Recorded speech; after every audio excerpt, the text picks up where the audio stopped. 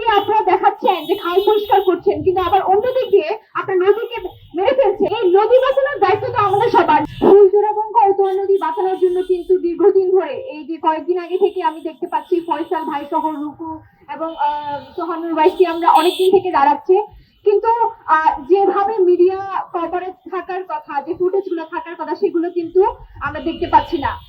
আমরা দেখতে পেয়েছি এই যে ফুলজোড়া এবং করতোয়া নদী দীর্ঘ 55 কিলোমিটার বোধহয়, এই দুই নদী কিন্তু মারা যাচ্ছে এবং মৃত প্রায়। আপনারা গত কয়েকদিন আগেই মিডিয়াতে খুব ভালো মতো একটা ফুটেজ দিয়েছেন, সেটা হচ্ছে উত্তরার খাল পরিষ্কার করা হয়েছে। দেখুন, ঢাকার খাল যদি পরিষ্কার করা হয়, আবার অন্যদিকে যদি এই যে ফুলজোড়া এবং করতোয়া নদীকে মৃত প্রায় মেরে ফেলা হয়, কেমিক্যাল বর্জ্য দিয়ে যদি ধ্বংস করা হয়, তাহলে এই যে একদিক দিয়ে আপনারা দেখাচ্ছেন যে খাল পরিষ্কার করছেন, কিন্তু আবার অন্যদিক দিয়ে আপনার নদীকে মেরে ফেলছেন, তাহলে এই যে দ্বিমুখী আচরণগুলো আমরা দেখতে পাচ্ছি, এগুলো সরকার আমাদেরকে কিছু বলছে না কেন? এই যে আন্দোলনগুলো কিন্তু আমরা দেখতে পাচ্ছি গুটি কয়েক মানুষের স্লেকার্ড নিয়ে দাঁড়িয়ে আছে, কিন্তু এই নদী বাঁচানোর দায়িত্ব তো আমাদের সবার। নাগরিক হিসেবে, ছাত্র হিসেবে, রাজনীতি কর্মী হিসেবে, এনজিও কর্মী থেকে শুরু করে মানবাধিকার কর্মী যারাই আপনারা আছেন, এই নদীকে বাঁচানোর দরকার তো আমাদের। বিকাশ পেমেন্টে 10,000 টাকার বেশি অফার, শপিং চলছে তো।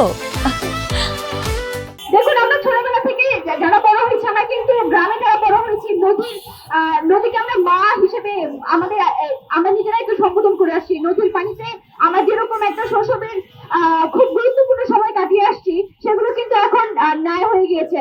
এবং বর্তমান প্রজন্ম কিন্তু নদীর জীবন কি, এবং একটা নদী একটা মানুষের জীবন ব্যবস্থার সাথে কিভাবে ওতপ্রোতভাবে জড়িত, সেগুলো কিন্তু এখনো ধারণ করতে পারছে না। আমরা বিভিন্ন সময় দেখতে পেয়েছি যে কবিতায় বলেন, শিল্পে সাহিত্যে বলেন, বাংলাদেশকে যেরকম নদীমাতৃক দেশ বলা হয়, তাহলে এই নদীমাতৃক দেশের আজকের যে অবস্থান এবং যারা করছে, তারা কিন্তু বিশাল রাজনীতিবিদ। এই যে যার গ্রুপের কারণে